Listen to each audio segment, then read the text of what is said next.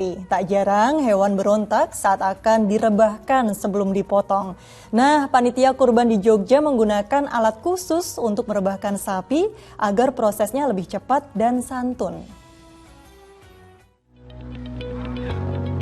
Inilah sejumlah alat bantu yang disiapkan Masjid Jogokarian Kecamatan Mantri Jeron, Yogyakarta untuk penyembelihan hewan kurban agar lebih efektif dan santun. Disebut demikian karena alat ini bantu merebahkan sapi, terutama yang berbobot besar, untuk ditidurkan. Dan sebelum disembelih, mata hewan juga ditutup agar tidak merasakan trauma. Cara menjatuhkan, merebahkan itu sering sulit, maka kita sediakan alat killing box. Ya, ada 2 unit dan kapasitasnya mampu untuk menyembelih sapi dengan berat 1,5 ton. Pemotongan daging dan tulang juga dilaksanakan dengan mesin potong sehingga lebih menghemat waktu. Dengan bantuan 600 relawan, baik dari kaum ibu hingga remaja, proses penyembelihan hingga pembagian 51 sapi dan 37 ekor kambing bisa selesai sebelum waktu duhur. Wahyu Diono melaporkan dari Yogyakarta, DIY.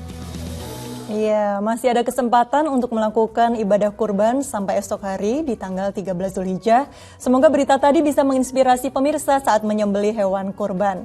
Nah, Ustadz, bicara memotong hewan kurban ini, apa benar kalau memotong hewan kurban milik kita lebih afdol dengan tangan kita sendiri? Karena kan selama ini kita menyerahkan ke panitia kurban. Ya, keberadaan panitia itu penting. Karena kadang-kadang kita tidak mampu. Jangan sampai menyembelih tapi tidak profesional. Karena nanti secara syariat akan dipertanyakan. Secara kesehatan pula mungkin ada salah-salah. Maka dibutuhkan orang yang profesional. Sesuai dengan hadis Nabi SAW. Innallaha katabal ihsan ala kulli syai'. Allah mewajibkan kita berbuat terbaik dalam menjalankan segala sesuatu. Kata Nabi, kalau menyembelih, sembelihlah dengan cara yang terbaik, yaitu ihsan. Untuk menunjukkan keterbaikan, maka ada ilmunya, ada profesionalitasnya. Karenanya mereka yang mampu, alhamdulillah. Karena Nabi mencontohkan sendiri, zabaha biyadihi. Nabi menyembelih sendiri karena beliau mampu dan beliau bagus dalam menyembelih. Karenanya juga mungkin ada pekorban dari kaum wanita, tidak ada masalah dia mewakilkan kepada orang yang insya Allah lebih profesional, lebih amanah, dan lebih memenuhi tuntunan syariat. Karena ini hewan kurban.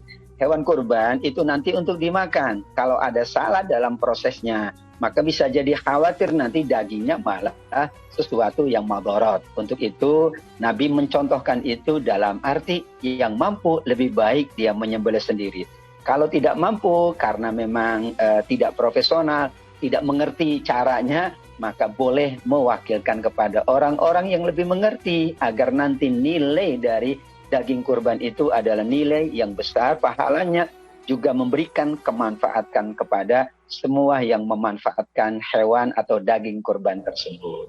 Iya, jadi tidak apa-apa ya Ustadz kalau diserahkan kepada panitia yang biasa dan memang profesional untuk menyembelih, karena pribadi banyak warga yang memang tidak mampu bahkan takut begitu ya untuk menyembelih. Selanjutnya Ustadz, ini yang masih saya temukan di kepanitiaan kurban, bagian hewan kurban seperti kaki, kepala dan kulit ini dijual, uangnya kemudian diberikan kepada panitia sebagai bentuk upah. Apakah itu boleh? Ya Mbak Nur Cinta, prinsipnya adalah bahwa hewan kurban itu untuk 3 pihak.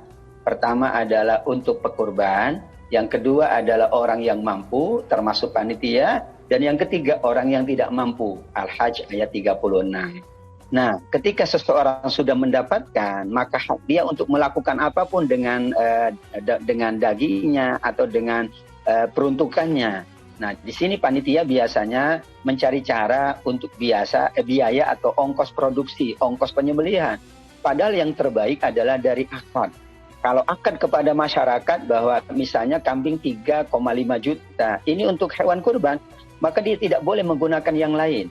Ingin mendapatkan dana operasional, maka bisa kemudian mengutip dari infak sodako atau dari kas lembaga tersebut. Ini yang terbaik. Namun kadang-kadang karena kesulitan untuk mencari dana itu, maka diambillah dari hak amil atau hak lembaga. Kalau itu haknya silakan. Misalnya panitia mendapatkan hak yang bernama kepala, yang bernama kaki. Asal itu haknya. yang lain mendapatkan daging. Selama 3 alokasi itu dan hak masing-masing, maka tidak ada masalah.